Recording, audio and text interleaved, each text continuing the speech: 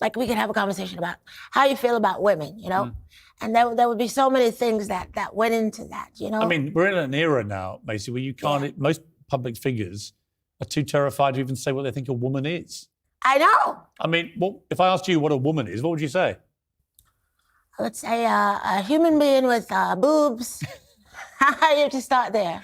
Yeah, I mean, the dictionary is quite straightforward. It just And says a human adult female, right?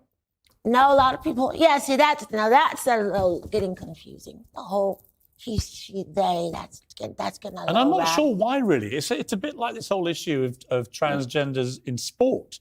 It's like I support all trans rights to fairness and equality. Me too. But not where you have people born to obvious physical superior bodies. Me too. Transitioning and then thrashing the women at their sport. I totally agree. And I will say this, and everybody's going to hate me, but as a woman, just because you go change your parts doesn't make you a woman. Right. Sorry. You feel that?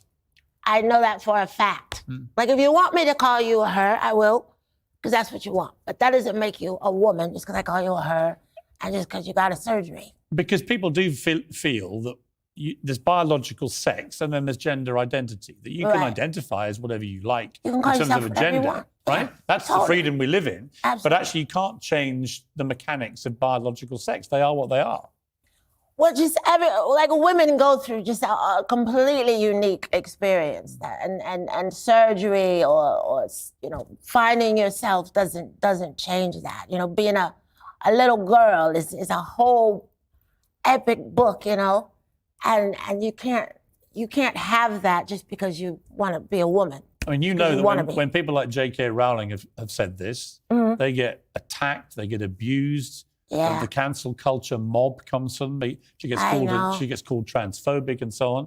You might get the same for saying it.